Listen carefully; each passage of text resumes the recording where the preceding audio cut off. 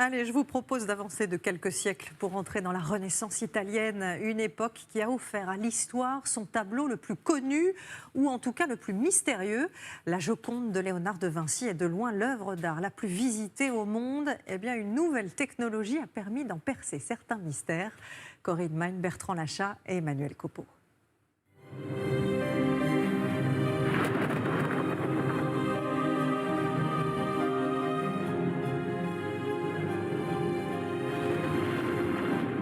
La Joconde sourit.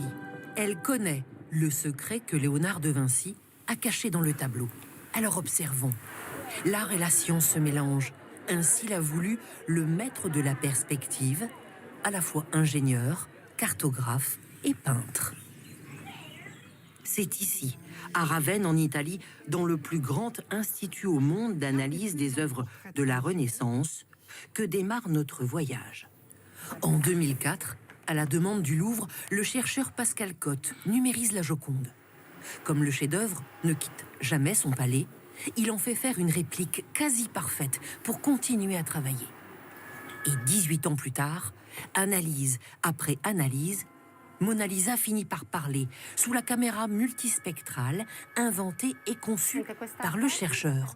Un trésor scientifique pour la directrice du laboratoire. Cette technique permet en quelque sorte d'effeuiller la peinture en allant en profondeur. Et on arrive à décrypter toutes les étapes de la création, du dessin préparatoire jusqu'au vernis. Le procédé révèle toutes les couches de peinture. On découvre alors 3 portraits successifs et un paysage inchangé qui va nous guider sur les traces du maître. Dans cette vision imaginaire, il nous met des indices. Et il nous en met plusieurs d'ailleurs. Et voilà qu'apparaît à gauche du tableau une tour. Où est-elle? Existe-t-elle? Pascal Cotte a la réponse. On voit qu'elle est dans un virage. On compte les virages. Et là, on n'a pas le choix. Si on regarde la carte, c'est la tour de Caprone. Il n'y a pas d'autre possibilité. À 250 km de là, entre Pise et Florence, la tour de Caprona est toujours debout.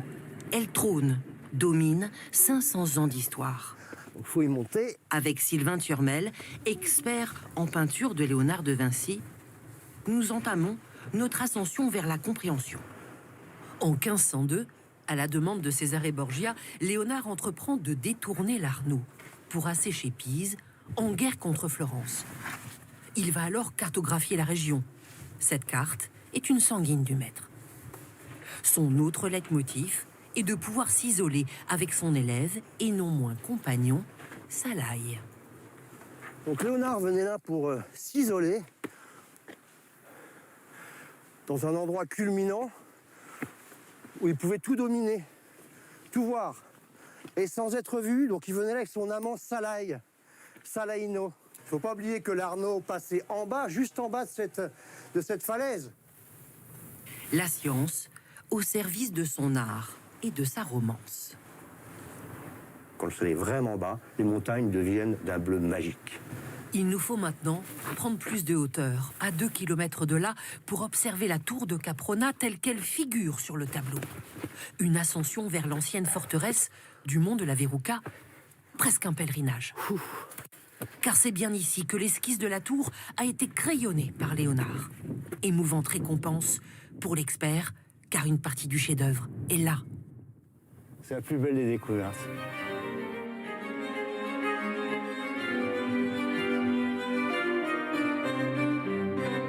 Et incroyable, les découvertes de Sylvain Turmel s'enchaînent. Au pied du mont Verruca, cette grotte, la grotte de Oliveto, nous transpose dans un autre chef-d'œuvre de Léonard de Vinci. Ce rocher, c'est la nonna. On appelle ça la nonna ici, donc la grand-mère. On a mis plus d'1 mois pour la découvrir. C'est ce qu'on aperçoit dans la Vierge Rocher. Quand on l'a vu, on a tout de suite compris.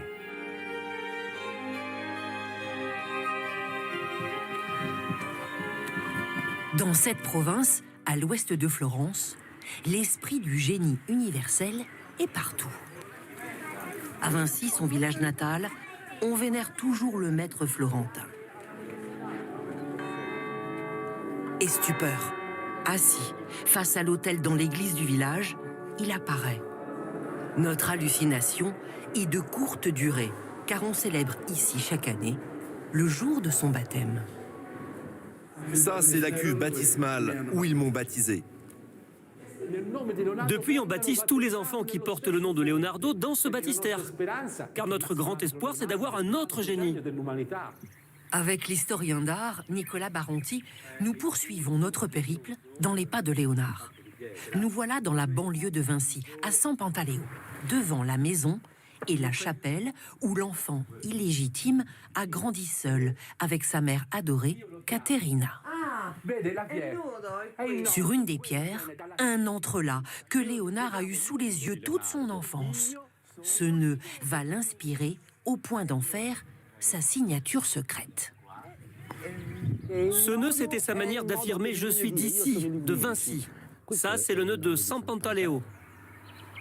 Gaucher, mais adroit pour coder ses œuvres, brouiller les pistes entre fantasme et réalité, Léonard de Vinci, passionné par l'eau et la maîtrise de l'homme sur la nature, vient ici de se livrer comme jamais grâce aux incroyables découvertes des experts.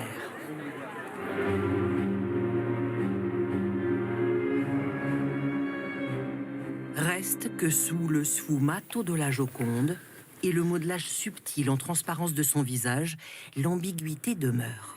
Peinte et repeinte à 3 reprises, doit-on y voir une mère idéalisée, une sage florentine ou la réminiscence d'un amour défendu?